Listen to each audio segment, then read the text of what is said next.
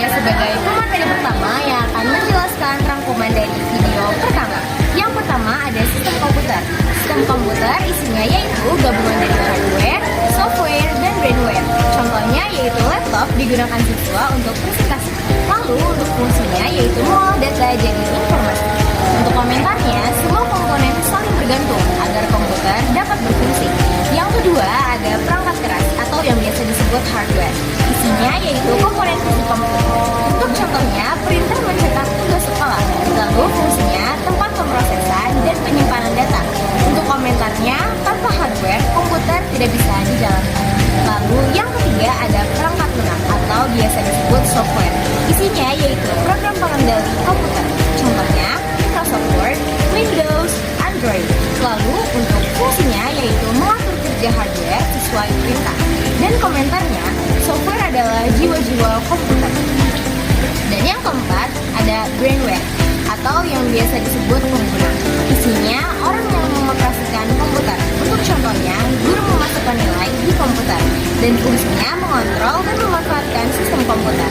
Lalu untuk komentarnya, pengguna menentukan hasil kerja komputer. Dan yang terakhir, yang kelima ada jenis-jenis komputer. Isinya yaitu mikro, PC, mini frame, atau superkomputer. Contohnya yaitu smartphone, komputer bank, atau komputer NAS. Dan fungsinya yaitu menyesuaikan kebutuhan dari pribadi hingga industri. Dan yang terakhir contoh komentarnya yaitu pemilihan jenis komputer harus sesuai fungsi dan skalanya.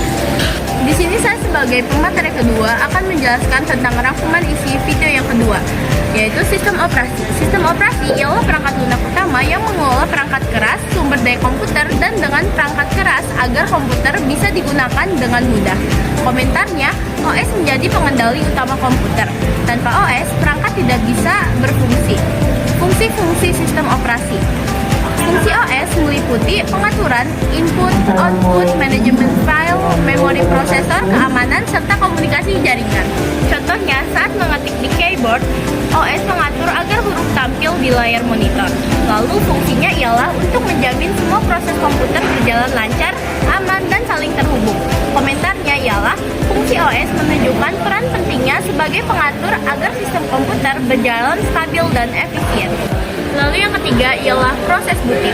Booting sendiri ialah proses awal saat komputer dinyalakan hingga sistem operasi siap digunakan.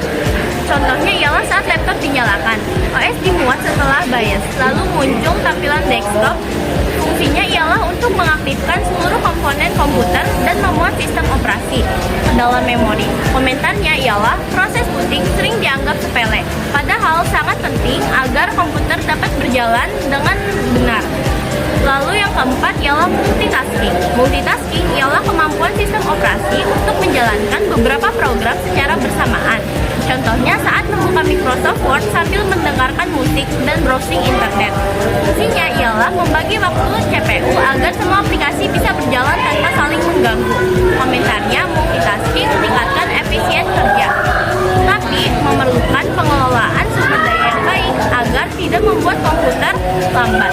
Lalu yang kelima ialah penjadwalan proses round robin. Round robin ialah algoritma penjadwalan di mana CPU membagi waktu secara bergiliran untuk setiap proses. Contohnya ialah beberapa program mendapat giliran 10 milidetik secara berurutan untuk dijalankan oleh CPU. Fungsinya ialah menjaga keadilan penggunaan prosesor sehingga semua proses mendapat kesempatan sama. Komentarnya ialah algoritma ini sederhana namun efektif untuk sistem multitasking karena membuat kerja CPU lebih teratur. Di sini saya sebagai pemateri 3 akan menjelaskan diagram skema sistem komputer. Yang pertama ada hardware akan menginstalasi dan mengeksekusi. Lalu software akan menjalankan perintah dan brainware yaitu pengguna sebagai pengaturan hasil. Aliran data input, proses, output, penyimpanan. Input yaitu data masuk, proses yaitu akan diolah software pada hardware. Lalu outputnya data dan output yaitu informasi tampil dan penyimpanannya di hardware. Lalu penyimpanan yaitu disimpan di hardware. Autosave mungkin langsung menyimpan sebagian dokumen ke SSD dan HDD agar tidak hilang, juga listrik mati. Data utama tetap aktif di RAM sampai kita manual save output. Layar monitor menampilkan huruf A muncul pada dokumen jika kita print. Printer menerima data binar, mengubah jadi tinta di kertas. Output fisik. Jadi urutannya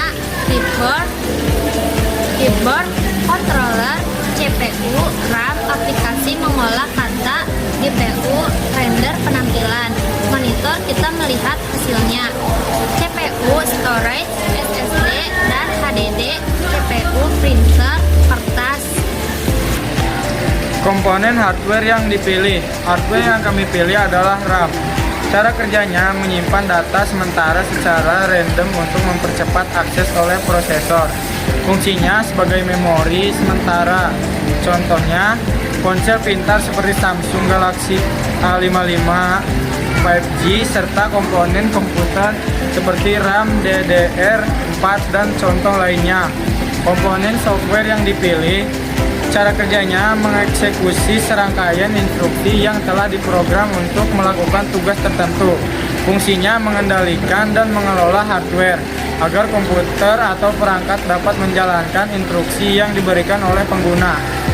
Contoh software antara lain sistem operasi seperti Microsoft Windows dan Linux, aplikasi perkantoran seperti Microsoft Office, Word, Excel, PowerPoint, dan peramban internet.